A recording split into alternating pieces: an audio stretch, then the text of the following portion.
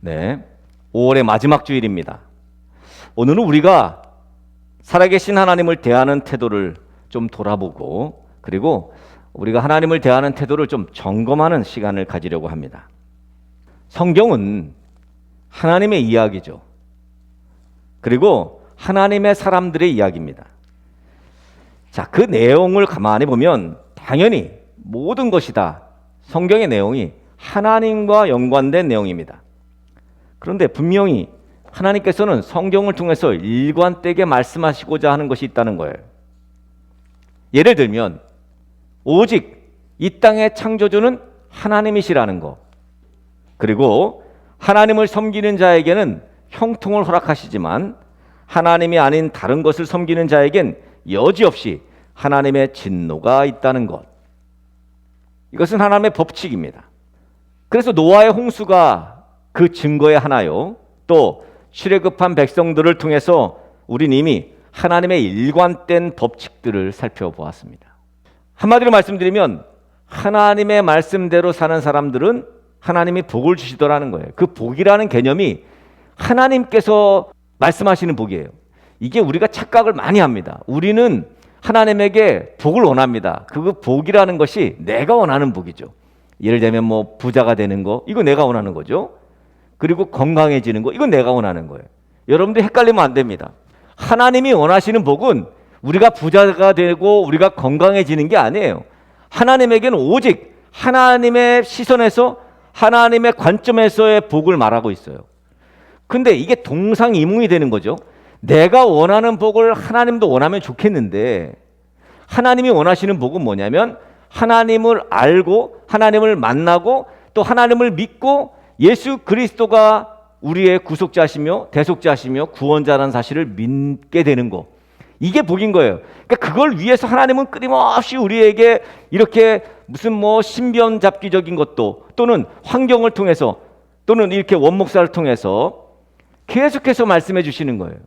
근데 우리는 하나님에게, 하나님 그거 필요 없고 돈 주세요, 하나님 그거 필요 없고 건강 주세요. 그러니 미칠 노릇이죠, 하나님 입장에서는. 오늘 말씀의 내용을 한번 요약해 봅시다. 우리가 열왕기하를 이미 살펴보았습니다. 열왕기하 5장을 예전에 이미. 열왕기하 5장에 아람의 군대 장관이 있었습니다. 군대 장관. 누구예요? 나아만 장군이 있었습니다. 이 아람은 지금은 시리아 땅이죠. 그죠? 시리아 땅이 바로 아람이에요.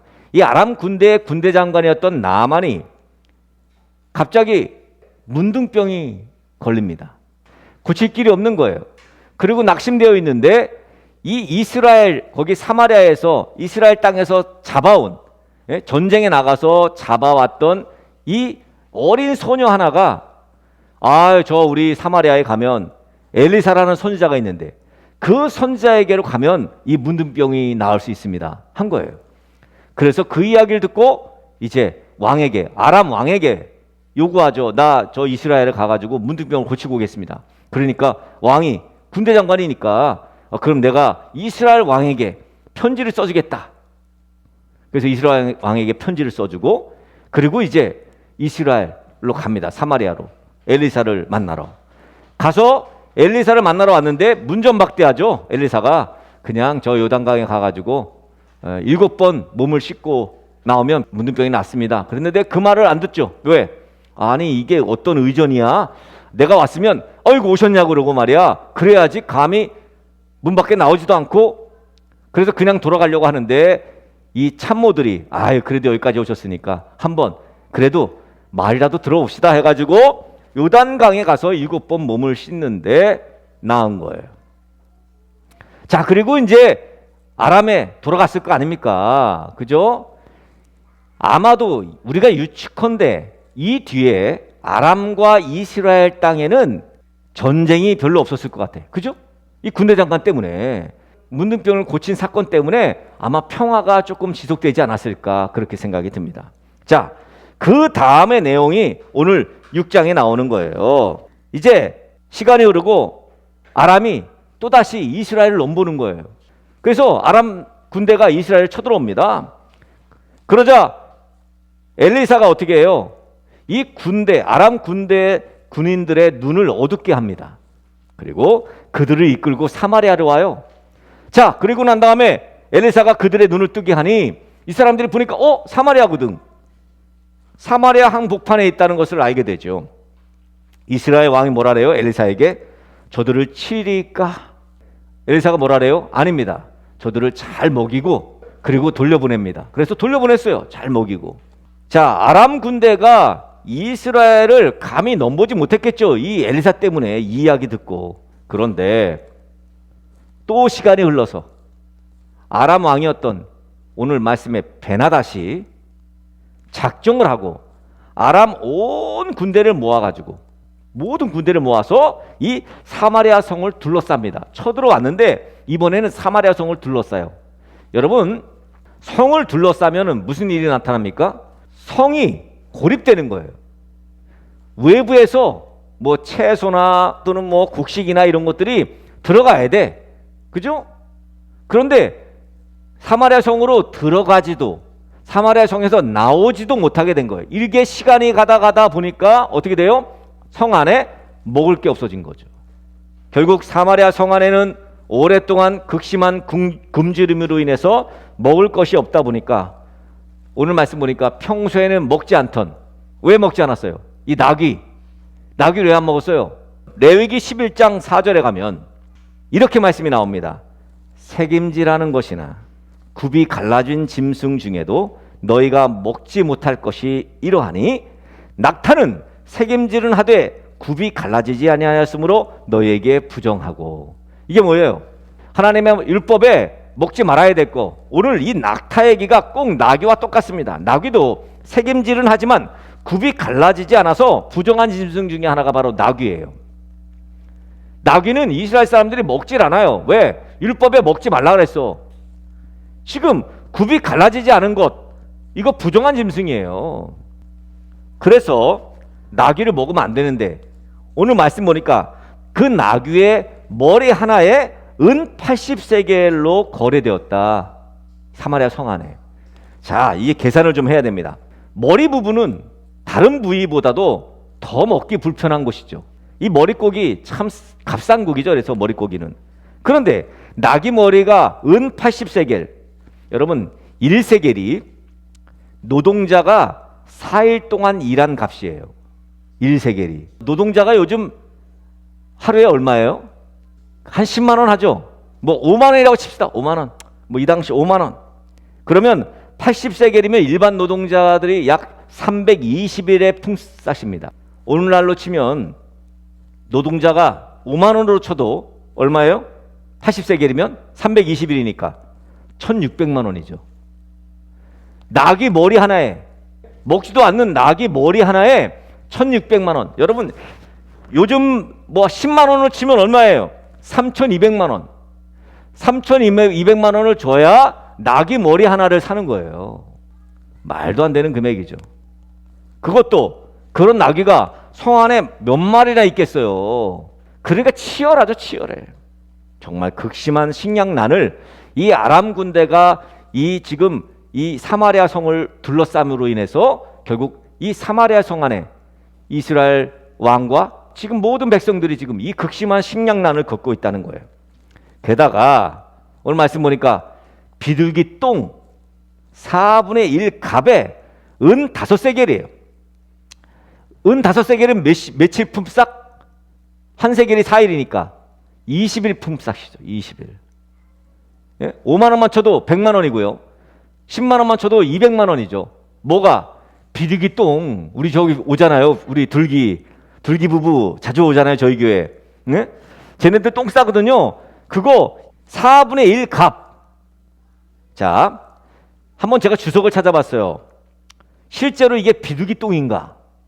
비둘기 똥을 먹을 수 있나? 근데 진짜로 요세푸스에 의하면요. 요세푸스는 이 이스라엘의 역사가죠. 요세푸스에 의하면 당시 기근이 극에 달아서 실제로 사람이나 동물의 배설물도 먹었다는 기록이 있어요. 여기서 이제 많은 학자들이 여기에 진짜 비둘기 똥이냐 봤더니 당시에 아주 가난했던 천민들이 들에서 캐먹던 알뿌리 식물이 있대요. 알뿌리 식물. 그것이 합분태라고, 그것이 꼭 비둘기 똥을 닮았대요. 그래서 그런지 몰라도 NIV 영어 성경에는 보니까 cap of seed pot라고 말합니다. 이게 꼭 합분태, 알뿌리 열매 이런 거예요, 이런 거. 그런데 아무리 그래도 그렇지 그게 200만 원에 팔렸다는 것은 말이 안 되죠. 자, 여기서 끝이 아닙니다. 굶주린 백성들이 자기 애를, 자기 자녀를 삶아 먹는 일까지 일어났습니다. 이스라엘 왕이 사마리아 성의 성벽을 걷고 있습니다. 성벽 위를. 얼마나 답답하겠습니까, 지금. 그 성벽 밖에는 지금 아람 군대가 진을 치고 있고 왕으로서 아무것도 할 수 없는 그런 최악의 상황입니다. 아람 왕 베나닷이 작정을 하고 사마리아 성을 포위하고 있는 거죠. 그냥 백기를 들고 항복하고 먹을 것을 얻는 것이 합당한가 고민했을 거예요.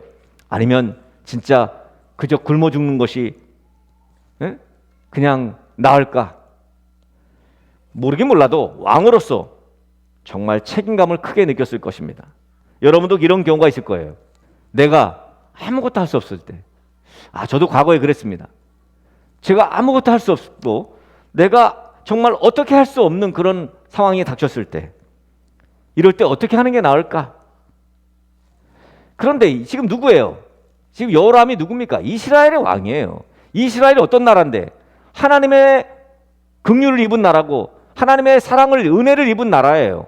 그랬다면 저는 참 아쉬운 게, 여호람에게 이렇게 아무것도 못하는 상황이라면 저는 하나님께 도움을 요청해야죠. 지금 이렇게 사마리아 성 위를 그냥 걷기만 할 것이 아니라 정말 하나님 앞에 무릎 꿇고 하나님의 도우심을 요청해야 된다는 거예요. 이것이 바로 여호람 왕이 했어야 될 일입니다. 어차피 아무것도 못하니까 하나님의 도움을 요청하는 길밖에 없어요. 그런데 여기 이스라엘 왕 여호람 왕은 지금 성벽 위를 걸으면서 고민만 하고 있습니다. 그때 한 여인이 왕에게 다가오죠. 그리고 왕이시여, 나를 좀 도와주십시오라고 말하죠. 보통 때 이 성벽에서 성 위에서 여인을 만나기는 어렵습니다. 보통 때. 왜? 여긴 지금 군사들이 지키는 곳이지 여인들이 거기 있을 리가 없잖아요. 그러나 당시 성벽 위는 마차도 지나갈 정도로 넓어요. 그 당시의 성벽은요. 그래서 성벽에 바로 붙어 있는 집들이 있었다는 거예요. 사사기 9장 53절에 가니까 이렇게 나와요. 여룻바알의 아들 아비멜렉이 그의 형제 70명을 다 죽입니다. 그래서 아버지에게 행한 모든 악행들, 그것을 세겜 망대에서 7,000명을 다 죽이고, 그 다음에 데베스 성읍 중에 그 견고한 망대 데베스 성에 거기를 치려고 가까이 나가서 이제 막 불사르려고 막 하고 있는 거예요. 그런데 망대 위에서 여인이 맷돌 윗짝을 던지죠, 이렇게. 그래가지고 결국은 이 아비멜렉 두개골을 깨트립니다. 이런 사건이 사사기에 나와요. 여인이, 이게 무슨 말입니까? 적이 공격해 왔을 때 이 이스라엘, 이 위기를 맞았을 때는요, 여인이고 남자가 없답니다. 다 성을 방어하고 그리고 전쟁에 여인들도 동참했다고 그렇게 나와요. 그러니까 지금 여인이 그 집에 성벽 위에 지금 전쟁에 함께 참여하고 있는 거죠. 그런데 이스라엘 왕에게 자기를 도와달라고, 그러니까 이 여인이 그렇게 말을 하니까 이 왕은 뭐라고 생각해요? 당연히 기근으로 인해서 정말 가난해서 배고파서 좀 먹을 걸 해결해 달라는 줄 알고, 야, 어떻게 하나님이 돕지 못하는 걸 내가 무슨 수로 돕냐, 그런 식으로 이 여인에게 말을 하죠. 그랬더니 이 여인이 뜻밖의 이야기를 합니다. 뭐라 그래요?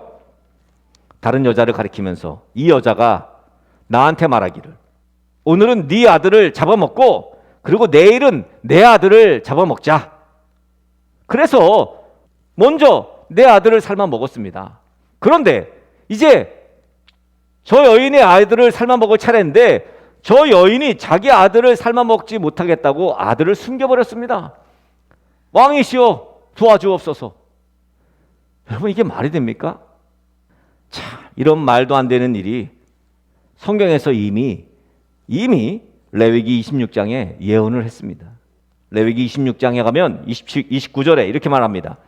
너희가 이같이 될지라도 내가 내게 청종하지 아니하고 내게 대항할진대 내가 진노로 너희에게 대항하되 너희의 죄로 말미암아 7배나 더 징벌하리니 너희가 아들의 살을 먹을 것이요 딸의 살을 먹을 것이요.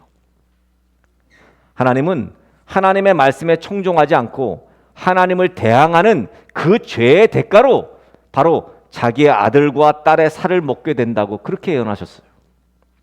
사실 이런 지경에 이르기 전에 하나님께 통회하고 또 하나님께 회개하는 게 먼저잖아요. 그러고 보면 참 이스라엘 사람들은 완악한 사람들입니다. 하나님께 청종하지 아니하고 하나님께 대항하는 죄의 대가는 정말 무시무시한 거예요. 우리가 하나님의 말씀대로 살지 않고 또 하나님이 싫어하는 일들을 하게 된다면 그 대가는 진짜 아들을 삶아먹고 그죠? 딸을 삶아먹는 것 같은 일들을 벌어진다는 것이죠. 30절에 보면 이제 이스라엘 왕은 성벽 위에서 만난 그 여자의 말을 듣고는 기가 막혀서 자기의 옷을 찢습니다. 지금 이스라엘 왕이 여호람 왕입니다. 지난번에 우리가 보았던 열왕기하 5장에서 이 여호람 왕이 옷을 찢는 장면을 한번 우리는 봤습니다. 지금이 두 번째예요. 그때는 뭐 때문에 옷을 찢었죠? 아람 왕이 편지를 보냈죠. 자, 나만 장군이라고 우리 장군이 있는데 지금 사마리아에 엘리사가 그렇게 하나님의 능력으로 병을 고친다 하니 내가 지금 보낼 테니 이 나만 장군의 문득병을 고쳐주오 라고 편지를 보냈죠. 그 편지를 읽고 난 다음에 옷을 찢은 왕이 누구예요? 바로 여호람 왕이에요. 아니 그게 옷을 찢을 일이 뭐예요? 이 사람은 생각한 거죠. 야, 이걸 빌미로 지금 말도 안 되는 이걸 빌미로 우리 이스라엘을 쳐들어오려고 하는구나. 그러면서 옷을 찢은 거예요. 옷을 찢는다는 것은 정말 너무 기가 막히다는 거죠. 아니 그런 일이 벌어지면 엘리사가 능력자구나. 우리 엘리사가 정말 선지자니까 엘리사에게 고침받으면 되지라고 믿음이 있어야 되는데 이 여호람 왕은 믿음이 없었어요.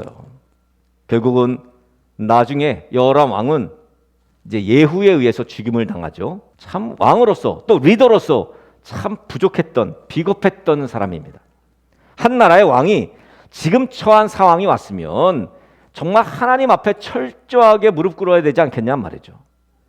그런데 왕이 어떻게 해요? 이 여호람 왕이 결국 어떻게 합니까? 이 사람이 지금 사마리아 이 상황, 자기 아이도 잡아먹는 삶아먹는 이런 상황이 오자 어떻게 해요?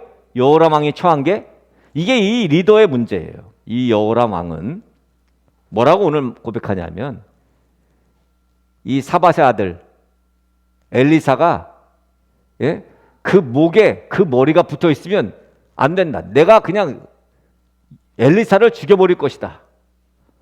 여러분 어디 책임 전가할 사람이 없어서 하나님의 사람 엘리사에게 책임을 전가하냔 말이죠.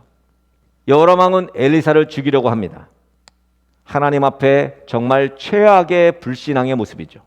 이 여호람 왕은 엄청난 경고가 그가 다스리는 나라 전체에 내려지고 있음에도 그는 깨닫지 못하고 그 모든 재앙의 원인을 하나님의 사람 엘리사 탓으로 돌립니다. 결국은 이제 엘리사를 죽이러 옵니다. 왕과 군대들이 오죠. 자기를 죽이러 온 이 왕에게 엘리사가 이렇게 말합니다. 이 7장에 넘어가면 내일 이맘때가 되면 성 안의 곡물 가격이 평소대로 될 것이다. 여러분 지금 아니 버젓이 지금 아람 군대가 사마리아 성을 포위하고 있는 건 여전하고 그래서 지금 뭐 아이도 삶아먹고 있는 그런 판국에 엘리사가 뭐라래요? 내일 이맘때가 되면 곡물 가격이 그 가격이 뭔데? 아까 말씀드렸잖아요. 80세겔 나귀 머리 안에 80세겔 이게 제대로 된다는 거예요. 평소처럼. 그 말을 듣자 왕의 장관은 이렇게 말해요. 하나님께서 하늘의 창고를 여신다고 하더라도 그런 일은 절대로 일어나지 않을 것입니다. 왕의 장관이라는 자가 하나님께서 창고를 여신다 해도 그런 일은 절대로 일어나지 않는다고. 이거는 정말 불신앙이죠. 굉장히 불신앙적인 말입니다. 하나님의 능력을, 하나님의 전능하심을 믿지 않는 거죠. 여러분, 우리 참 말을 조심해야 합니다. 네, 참 조심해야 돼요. 자, 엘리사는 그가 이렇게 말하죠. 당신이 이 일을 보기는 하겠지만 그 곡물들을 먹지는 못할 것이라고. 실제로 하나님께서는 군대 장관을 그렇게 실제로 보기는 했지만 먹지는 못하고 그냥 죽어버려요. 레위기 26장 23절부터 보면 이러한 환난은 이스라엘 백성들이 여호와께 범죄하였기 때문에 하나님께서 진노하셔서 일어난 일이라고 그렇게 말합니다. 여러분, 이것은 하나님의 변함없는 법칙입니다. 우리에게도 이와 같은 하나님의 진노가 임해요. 왜 그렇습니까? 물론 하나님 앞에 죄를 지었기 때문입니다. 그럼 어떻게 해야 될까요? 이러한 진노와 징계를 하나님 앞에 회개하고 돌이킬 수 있는 기회를 삼아야죠. 그래서 하나님의 징계가 임하면 하나님 앞에 무릎을 꿇는 거예요. 그리고 하나님께 용서를 구하고 그리고 하나님의 도우심을 구하는 것이 바로 우리들의 모습이 되어야 합니다. 왜? 그러면 하나님은 용서해 주시거든요. 왜 그렇습니까? 왜 하나님이 용서해 줘요?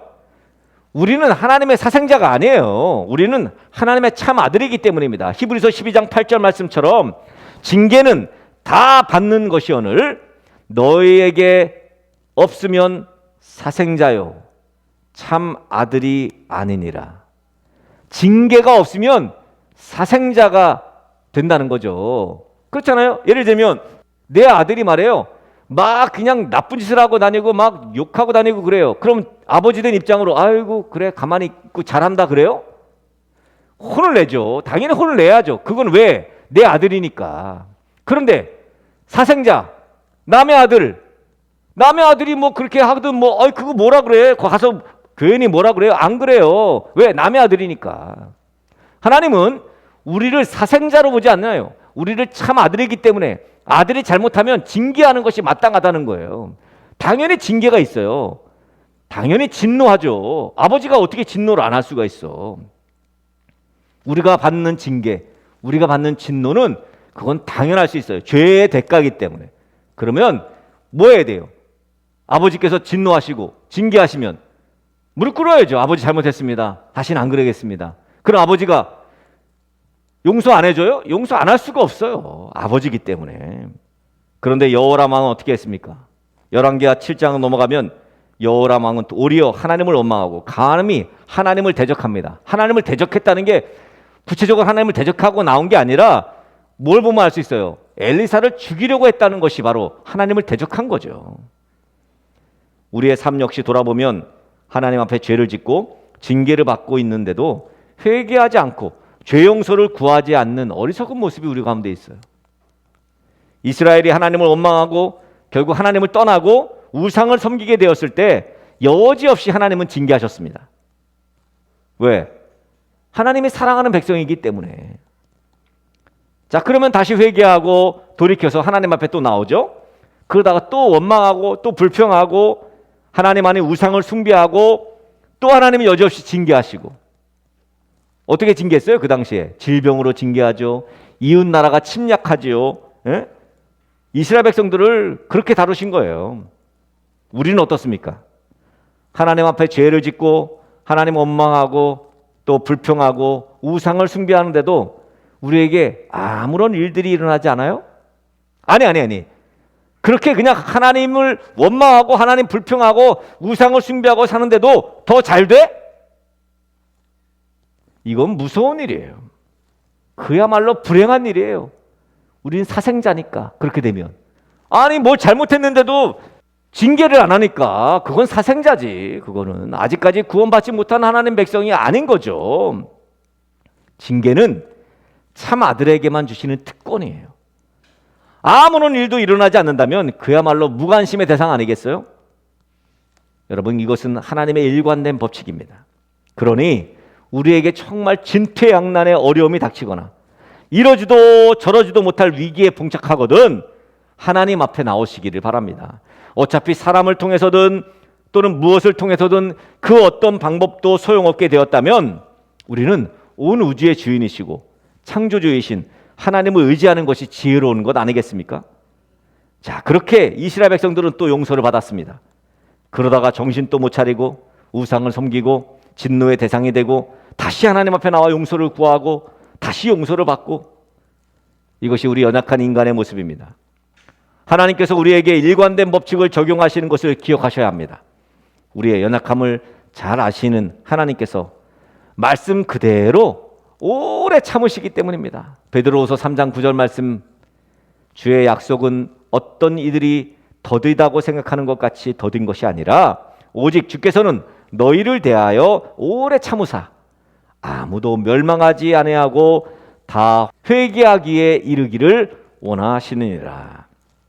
부디 하나님의 일관된 법칙을 잘 아셨으니 오늘부터 우리들은 오직 하나님만 섬기고 또 하나님과 동행하면서 하나님 말씀대로 살아가시는 우리 등대교회 모든 성도들 되시기를 예수 그리스도의 이름으로 간절히 축복합니다.